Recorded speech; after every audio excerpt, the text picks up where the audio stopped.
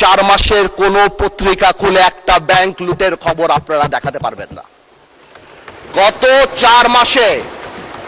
4 মাসে আপনারা কোন ধরনের পলিটিক্যালি প্যাট্রোনাইজ, আপনি যদি লাইব্রেরিতে যে শুধুমাত্র আওয়ামী লীগের প্রথম 6-7 মাসে দেখেন, অতদিনেই কিন্তু বেসিক ব্যাংক খাওয়া ওই বাচ্চু সাহেব আরম্ভ করে দিয়েছিল সেপ্টেম্বর মাসে। আমাদের প্রিয় নবী হযরত মুহাম্মদ সাল্লাল্লাহু আলাইহি ওয়াসাল্লাম যখন মদিনা স্টেট করেন, মানে এর উপরে তো সিভিলাইজেশন হয় না, তার সবচেয়ে বড় পিলার দুইটা ছিল, একটা ছিল জাস্টিস আর একটা ছিল হিউম্যানিটি। সেই হিউম্যানিটির মধ্যে রুল অফ ল ছিল। অবশ্যই আলহামদুলিল্লাহ অত বড় নেতা, পৃথিবীর সবচেয়ে বিশ্ব মহামানব উনি, ওনার মতো রুল অফ ল তার পৃথিবীর কোনো দেশে আসবে না, সেখানে অবশ্যই আমাদের ঘাটতি আছে। কিন্তু এই যে ইন্টেনশনটা, এই যে জাস্টিসের ইন্টেনশন, এতিমদের জন্য, মহিলাদের জন্য, ডিস্ট্রেসড মানুষের জন্য, ফিজিক্যালি চ্যালেঞ্জ মানুষের জন্য, এই যে চিন্তাটা ইনশাআল্লাহ আল্লাহ জানি আমাদের এখানে এই বরকতটা নিয়ে আসে। আমি এটাই চিন্তা করি, আমি এটাকে মানে স্পিকার, এই জিনিসটা অনেক বেশি ইম্পর্টেন্ট। কারণ আপনার যখন এই গুড ইন্টেনশন থাকে, যেমন সেই সময় মদিনা স্টেট, তারপর 700 ইয়ার্স সারা পৃথিবী রুল করেছেন, এবং যেইভাবে মেরিটোক্রেসি উপরে চলে আসছে, সেই সময় পৃথিবীর সবচেয়ে বড় বড় সায়েন্টিস্ট আমাদের মুসলিম বিশ্ব থেকে আসছিল। এবার আমরা এই বাজেটে এরকম প্রভিশনও আমাদের রাখা উচিত যাতে মেরিটোক্রেসি অটোমেটিক উপরে আসতে পারে। আজকে বাংলাদেশ একটা ছোট্ট এক্সাম্পল দেয়, মেবি ট্রিভিয়াল, কিন্তু আজকে যারা ইয়াং জেনারেশন বা আপনারা যারা ক্রিকেট খেলা দেখেন, দেখবেন একটা নতুন ছেলে আসছে নাহিদ রানা নামে। এই ছেলেটা আজকে পৃথিবীর সবচেয়ে ফাস্টেস্ট বোলার। তাকে আমরা সেইখান থেকে নিয়ে আসতে পারছি বিকজ অফকোর্স আমাদের ওই সিস্টেমে একটা মেরিটোক্রেসি ছিল। আই এম শিওর বাংলাদেশের কোনায় কোনায় এরকম হাজার হাজার বিভিন্ন সেক্টরের নাহিদ রানা আছে যাদেরকে আমাদের নিয়ে আসতে হবে। মানে স্পিকার, আরেকটা ব্যাপার, যেহেতু আমি মদিনা সনদে বা মদিনা স্টেটের কথা বলেছি, সেখান থেকে আরেকটা ব্যাপার আমি বলতে চাই, সেটা হলো আমাদের এত বড় একটা ইকোনমি। একবার জামাতের আমার অপোজিশনের একজন লিডার কারেক্টলি বলেছিলেন, আমি যদি উনি ভেঙে বলেননি, জাকাতের কথা। জাকাত is the pillar of the Islamic economy, এবং জাকাত ইজ দ্য ইন্টিগ্রাল পার্ট। জাকাত গিভস প্রোটেকশন। আমরা বাংলাদেশে জাকাতটা একটা হিডেন ইকোনমি, আমরা কেউ বলতে পারি না কত টাকা জাকাত দেয়া হয়। হ্যাঁ, সরকারের আছে জাকাত নেওয়ার একটা ওয়ে আছে, বাট সেটা খুব মিনিমাল। আমি মনে করি বাংলাদেশে মাননীয় স্পিকার একটা ডাটাবেস থাকা উচিত, প্রত্যেকটা নির্বাচনী আসনে কারা জাকাত নিতে পারে সেই নামগুলি একটা ডাটাবেসে রাখা উচিত, যাতে করে আমরা যেই জাকাত দিতে চাই, ইভেন কি প্রবাসীরাও যদি জাকাত দিতে চায়, তাহলে ওই ডেটাবেস অনুসারে তারা ওই জাকাতটা পৌঁছে দিতে পারে। সো বেশি হলে কত হবে, 50 লাখ 60 লাখ মানুষ আছে প্রত্যেকটা কনস্টিটুয়েন্সিতে, যদি 20,000 করে আমরা ধরি।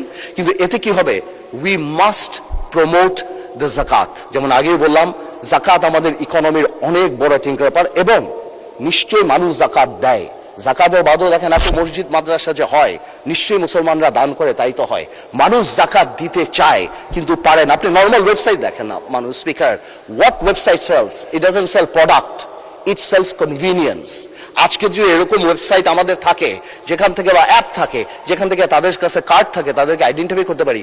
অনেক প্রবাসী মানুষ আছে, আমি সব মাননীয় প্রধানমন্ত্রী ইংল্যান্ডে ছিলেন, দেখবেন আমরা ইংল্যান্ডে আপনার টিভিতে দেখতাম 1 ঘন্টার মধ্যে বাংলা চ্যানেলে সিলেটে কোন একটা মসজিদে হাজার হাজার পাউন্ড তারা বের করে ফেলতো। Y?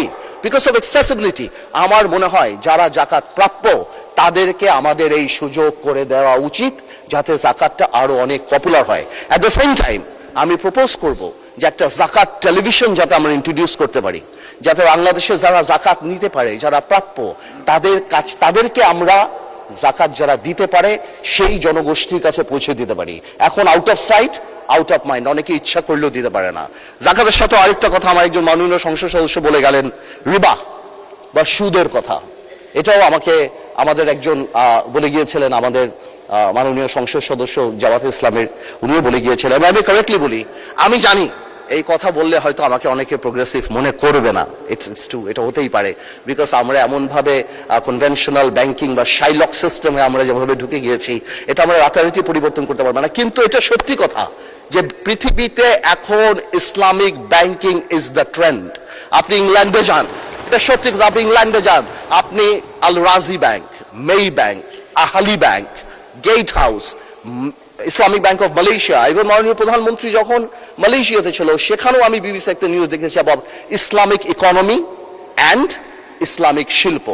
We must promote Islamic banking. এক ইসলামিক ব্যাংক ডাকাতি হয়ে গেছে এই কারণে, যেটা আমার এক ভাই বললেন ওখানে দাঁড়িয়ে, যে ইসলামিক ব্যাংক ডাকাতি হয়ে গিয়েছে বিকজ ডাকাত খারাপ ছিল। That's it. But Islamic banking is the biggest solution. সারা পৃথিবী ইসলামিক ব্যাংকিং এর দিকে যাচ্ছে এবং সরকারের তরফ থেকে আমাদের এই ইসলামিক ব্যাংকে প্রমোট করা উচিত। বিকজ কেন? বিকজ আমরা ডিভাইন ব্লেসিং এ বিশ্বাস করি। আমরা বিশ্বাস করি ইসলামিক ব্যাংকিং যত প্রমোটেড হবে বাংলাদেশে, ইসলামিক হবে, আল্লাহ তাআলার সেই রহমত ডিভাইস ব্লেসিং আমাদের উপরে আসবে। এবং ইনশাল্লাহ আমার এক ভাই বলেছিলেন বেশ কিছুদিন আগে, আমি নাম বলবো না, উনি বলেছিলেন যে আমরা সিঙ্গাপুর বা কোরিয়া বা সোল হতে হবে। আপনারা যদি সুইসাইড রেট দেখেন তাহলে আপনারা অবাক হয়ে যাবেন যে পৃথিবীর সেকেন্ড না থার্ড সুইসাইড রেট সবচেয়ে বেশি হলো কোরিয়াতে।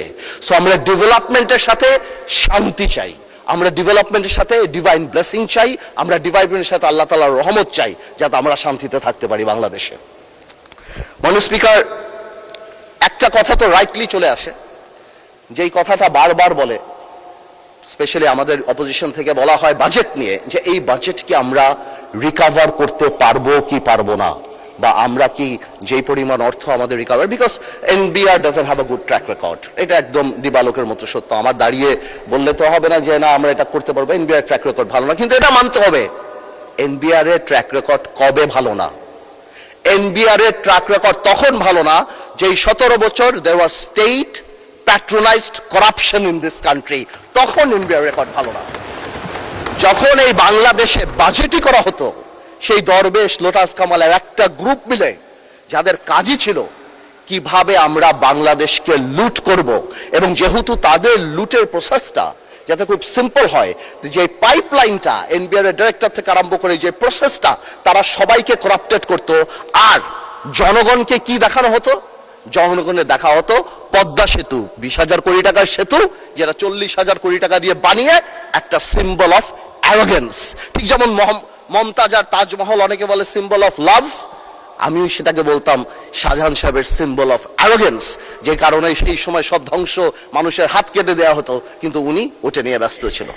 সো আমি মনে করি যে এই সরকার, যে আগের যে সরকার ছিল তার সাথে যখন আমরা তো স্বাভাবিকভাবে আওয়ামী লীগ সরকারের সাথে কম্পেয়ার করব, কারণ তারাই আমাদের আগের সরকার, তো সেই সরকারের যে সিস্টেম আর আজকের যে সিস্টেম, হ্যাঁ বিরোধী দলের অনেক কথা হয়েছে যে হয় খুন আছে, ধর্ষণ আছে, কিন্তু একটা কথা বলি, আপনারা গত 4 মাসের কোন পত্রিকা খুলে একটা ব্যাংক লুটের খবর আপনারা দেখাতে পারবেন না।